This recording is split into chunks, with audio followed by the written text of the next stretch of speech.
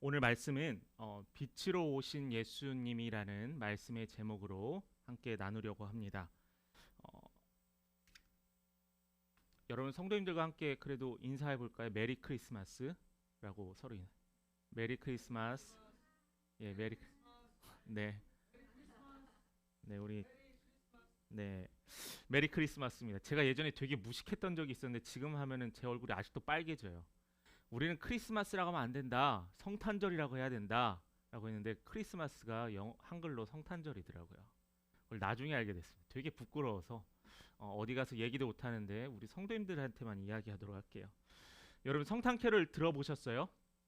저는 항상 추수감사절 이후로는 항상 교회에서 일하거나 업무 볼 때 성탄 캐롤 틀어놓고 어, 성탄의 기분을 느끼려고 틀어놓고 일을 합니다. 그런데 제가 교회만 있어서 그런지 주변 식당에서 볼 수 있던 흔하게 볼 수 있었던 성탄 트리도 못 보게 됐어요. 많이 못 보게 되더라고요. 주중에 서울에 갔었는데도 별로 본 적이 없는 것 같습니다. 성탄 캐롤뿐만 아니라 트리도 보기 힘든 지금 조용한 성탄을 지금 2년째 보내고 있어요. 작년과 비교하면은 작년보다 좀 더 올해가 더 조용한 것 같죠. 저는 이 성탄이 되면은 그리웠던 시절이 있습니다. 언제냐면은 제가 유학 시절이었는데 그때 제가 살고 있던 지역에서는 좀 재밌는 그 마을의 축제가 있었어요. 미국에서는 추수감사절이 목요일, 금요일, 토요일, 주일에서 4일간을 쉬는데 목요일 날은 온 가족들이 모여서 식사를 합니다. 우리나라 추석과 같이요. 그리고 나서 식사를 하고 나서 아빠와 아들들은 함께 집 전체를 다 데코레이션을 해요. 성탄 트리로. 어떤 차들은 가서 직접 나무를 사가지고 오고요. 제 키보다도 더 큰 성탄 트리를 사서 직접 딸들은 꾸미기도 합니다. 그리고 뿐만 아니라 제가 살던 동네에서는 어떤 게 있었냐면 성탄 트리를 꾸미는 컨테스트가 있었어요. 그래서 직접 시장이 돌아다니면서 어떤 집이 제일 이쁘고 아름답고 특색 있게 꾸미냐라고 하는 그러한 컨테스트도 있었습니다. 또 저희 옆 동네는 매일 저녁 9시가 되면요. 지역 라디오에서 음악이 나오면 모든 성탄 소리들이 연결돼서 재밌게 불이 전멸되는 일들도 있었어요. 재밌더라고요. 여러분들 집에도 아마 성탄 트리도 있고 리스도 있을 거라고 생각을 합니다. 여러분 이 성탄에 우리가 즐겨야 되는 날이에요. 우리가 기뻐해야 되는 날이고요. 그러기에 오늘 이렇게 성탄의 기쁨으로 하나님께 말씀을 나눴으면 좋겠습니다. 그런데 이 성탄에는 캐롤뿐만 아니라 성탄 트리에 있는 반짝이는 빛이 있어요. 이 빛은 성탄과 뗄래야 뗄 수 없는 관계에 있습니다. 오늘 우리 초가 몇 개 켜져 있죠? 5개. 오늘 이 성탄을 기대하고 대림절을 맞이했던 이 5개의 초가 완전히 켜지는 날이 오늘 성탄입니다. 그렇다면은 왜 우리 성전에 이 성탄의 촛불을 켜야 될까? 왜냐하면은 빛으로 오신 예수 그리스도를 우리가 소망하기 때문이에요. 예수님이 다른 것으로 오신 게 아니라 빛으로 오셨다라는 거예요. 빛으로. 그래서 오늘은 이 빛에 대해서 이야기를 하겠습니다. 성탄절에 뭐 마태복음이나 누가복음에 뭐 새벽에 미명에 동방박사가 태어나고라고 많은 설교의 내용들이 있지만은 오늘은 이사야서의 말씀을 가지고 예언하신 예수 그리스도가 빛으로 오셨다는 이 사실을 우리가 한 번 더 기억하고 생각하는 시간 되었으면 좋겠습니다. 성경에 우리가 처음 언급된 것이 무엇이죠? 창세기의 창조의 기사가 언급되어 있습니다. 창조의 기사란 뭐죠?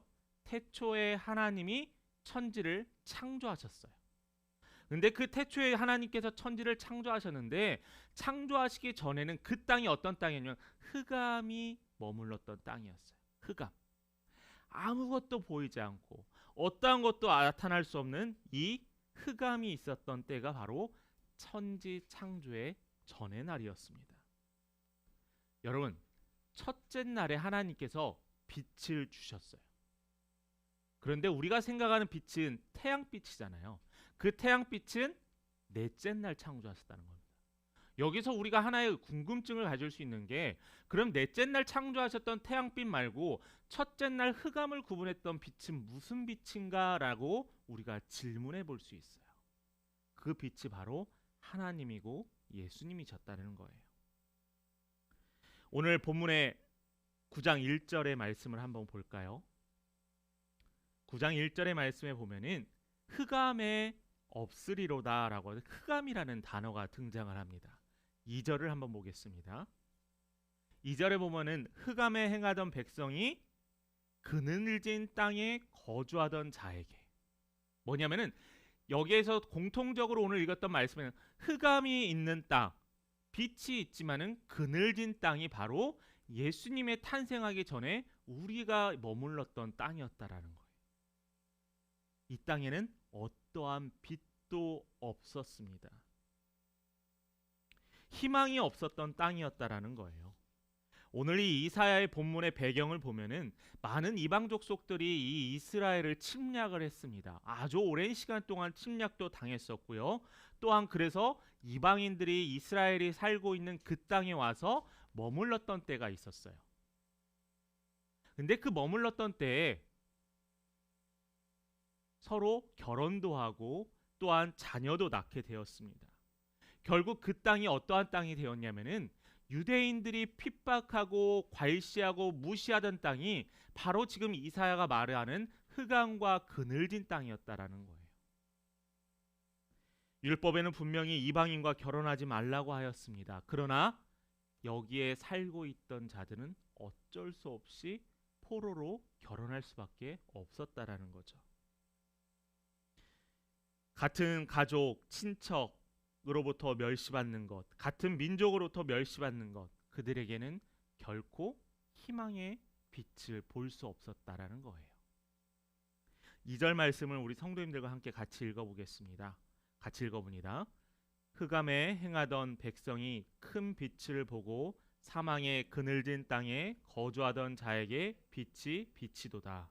자, 흑암에 행하던 백성들, 그 사마리아 지역, 갈릴리 지역에 살고 있던 그 백성들이 큰 빛인 예수 그리스도를 보고 이제는 생명을 얻게 되었다라는 거예요. 700년 전에 약속되었던 그 약속이 이제 이루어지게 되었습니다. 바로 약 2000년 전 오늘 새벽의 말씀이죠. 우리 요한복음 1장 9절도 한번 같이 읽어보겠습니다. 우리 성도님들만 함께 읽어보겠습니다. 시작. 참 빛 곧 세상에 와서 각 사람에게 비치는 빛이 있었나니. 이사야서에 말씀하는 700년 전의 그 빛의 예언이 요한복음 1장 9절에 무엇이라고 이야기하냐면은 빛이 세상에 오셨대요. 예수 그리스도가 이 땅에 오셨다라는 거예요. 우리를 흑암에서 어둠에서 그늘질 땅에서 구원해내실 예수 그리스도가 우리에게 오셨다라고 증거하고 있습니다. 예수님을 빛이라고 설명한 이유가 무엇일까요? 왜 예수님이 빛이셨을까요? 예수님이 오셔서 고통의 흑암을 물리쳐 주신다는 거예요. 여러분, 지금 우리가 살고 있는 땅이 어두운 땅일까요? 제가 대학생 때 금강산에 간 적이 있습니다. 그때 당시에 그 속초에서 배를 타고 금강산에 가서 지역 마을과 금강산 관광을 하는 코스가 있었는데, 대학생들이 지원해서 국가에서 지원해주는 프로그램이었어요. 근데 저녁에 저희가 식사하는 장소에서 저희 숙소로 가는 도중에 북한 땅을 봤더니요, 정말 빛이 하나도 없었습니다. 모든 건물에는 페인트 칠이 되어 있지 않고요, 사람들도 정말 우리가 영상에서 봤던 그 모습이었어요. 물론 지금은 좀 더 발전되어 있겠죠. 여러분, 그런데 그 어둠의 빛이 아니에요.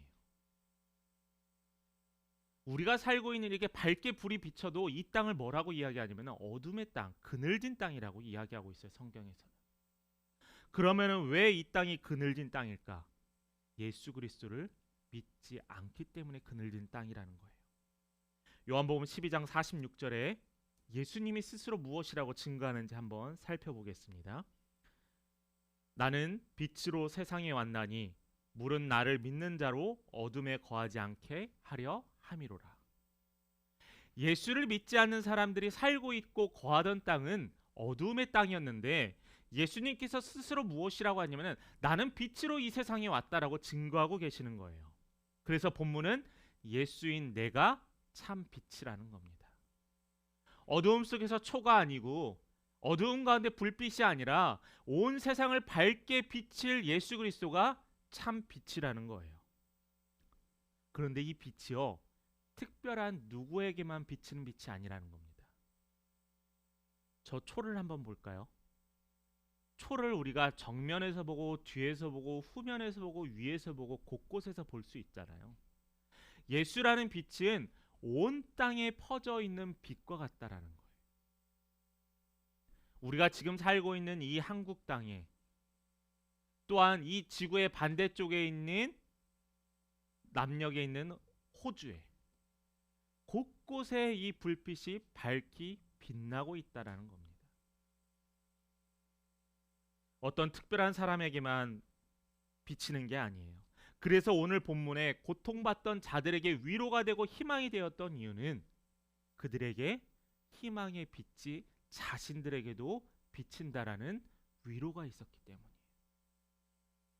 어떤 이들은 그럽니다. 저는 너무나 죄인입니다.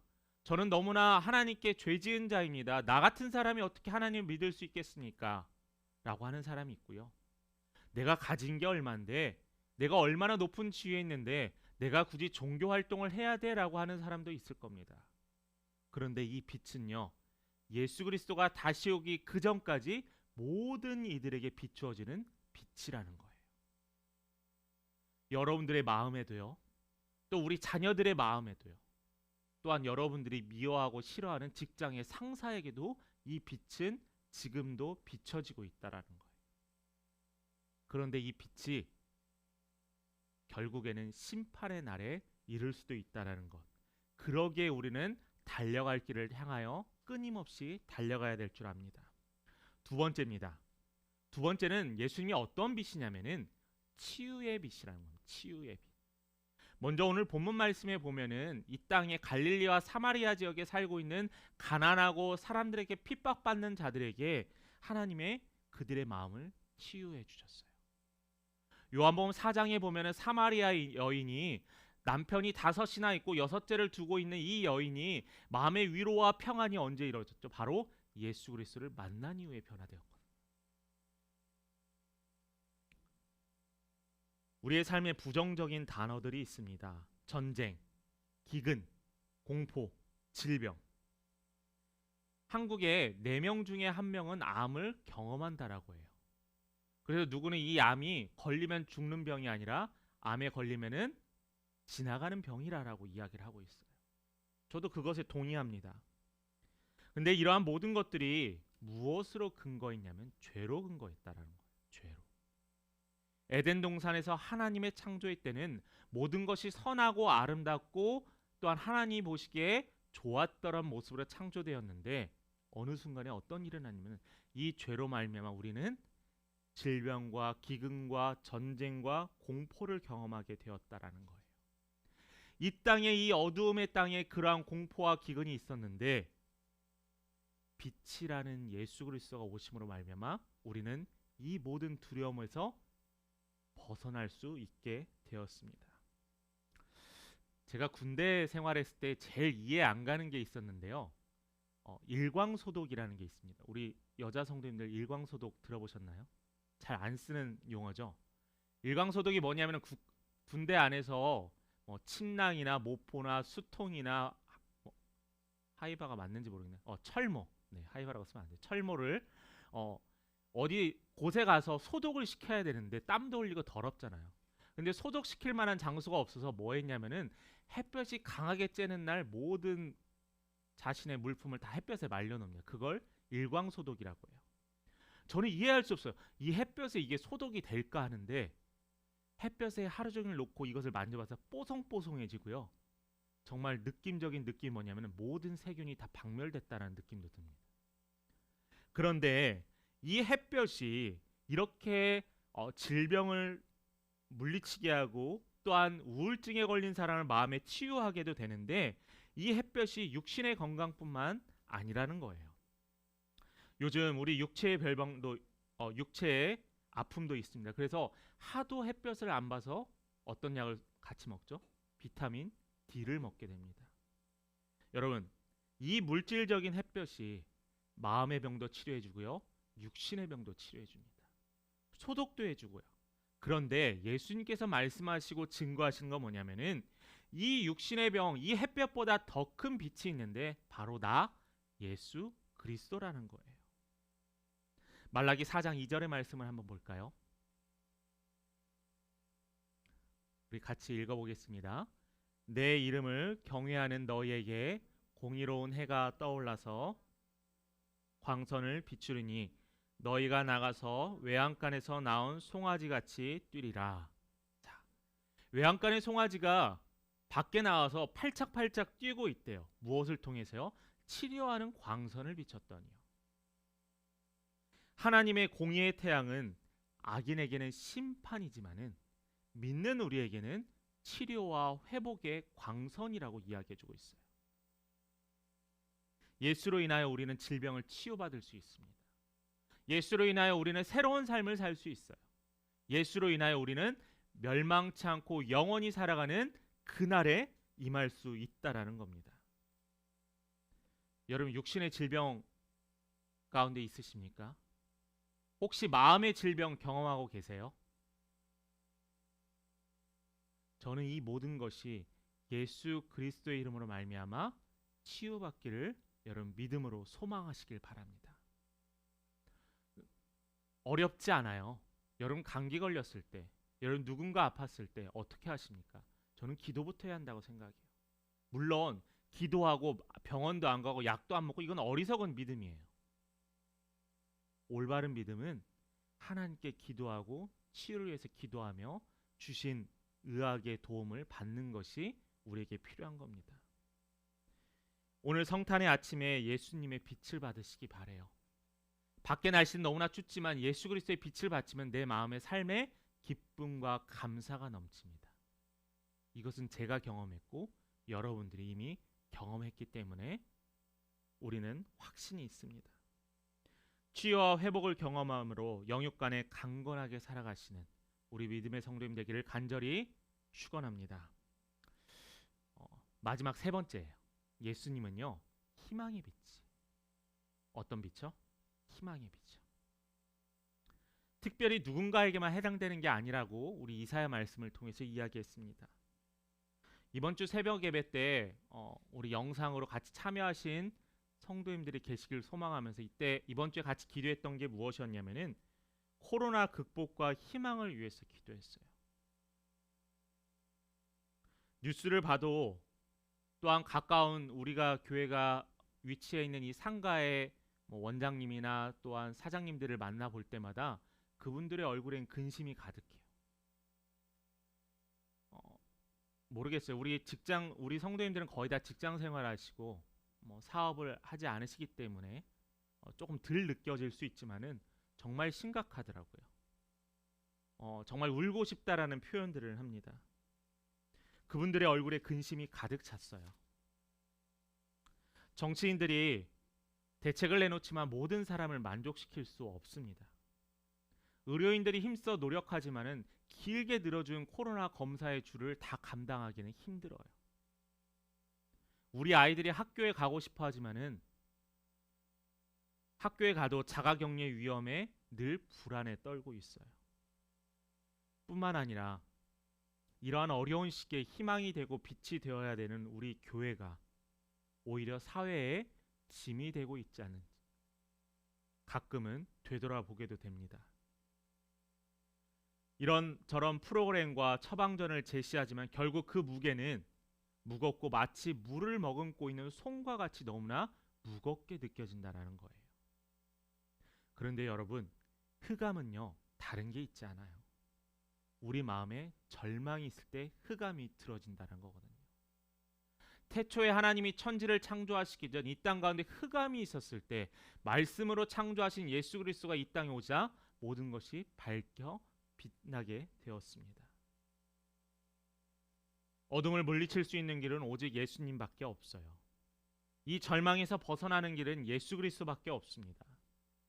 예수님이 빛이 되셔서 우리 영혼에 우리의 삶의 현장에 거하시면은 이 절망은 이겨낼 수 있어요. 이번 주 주일날 송구영신 예배 때도 말씀을 나누겠지만은 여러분 올해 한 해 어떻게 보내셨어요? 되돌아보면은 하나님의 기가 막힌 타이밍과 되돌아보면은 하나님의 거침없는 은혜의 손길이 있었기에 우리가 이 자리까지 올 수 있었다라는 거예요. 저는 그래서 너무나 감사해요. 그래서 저는 너무나 이 땅 가운데 다른 것이 아니라 예수 그리스도를 만날 수 있으면 저는 너무나 행복합니다. 예수의 빛이 우리 영혼의 빛이자 내 영혼의 빛이 비치니 나의 삶이 즐겁고 감사하듯이 우리는 예수로 말미암아 긴 터널에서 빛을 바라볼 수 있게 되었습니다. 육아로 힘드시죠? 아이들의 장래 때문에 걱정되기도 하시고 또 쉽게 어떤 학원을 보내야 될지부터 걱정도 됩니다.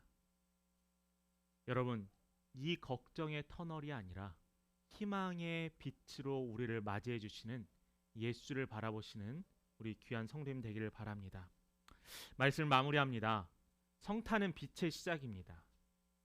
오늘 우리가 이렇게 빛을 비치고 초를 밝혔지만은 이 빛은 우리 삶의 새로운 빛의 향연이에요. 그리스도의 계절, 그리스도의 시간이 시작되었습니다. 영적으로 어두움에 가득 찼던 우리의 삶에서 이제는 예수로 말미암아 희망을 품고 희망을 가짐으로 말미암아 예수를 바라보는 믿음의 성도님 되시길 바랍니다. 여러분, 에베소서 5장 8절 말씀 읽고 한 번 더 읽도록 하겠습니다. 같이 읽습니다. 너희가 전에는 어둠이더니 이제는 주 안에서 빛이라. 빛의 자녀들처럼 행하라.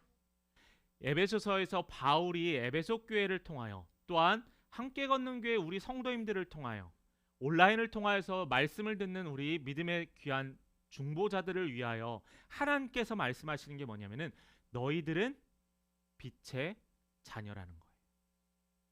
우리 성도님들은 빛의 자녀입니다. 그래서 이제는 빛의 자녀답게 살아가야 돼요. 조금 더 어둡고 조금 더 절망하는 것이 아니라 이제는 세상과는 구별되는 삶을 살아가야만 해요. 성탄을 맞이해서 참 빛이신 예수 그리스도를 우리 인생 가운데 모셔야 할 겁니다. 질병에서 나음을 받고 절망에서 희망을 품고 사망에서 생명을 품게 되는 우리 귀한 함께 걷는 교회 성도님들 또한 우리 믿음의 중보자들 되시기를 간절히 소망합니다. 기도하겠습니다.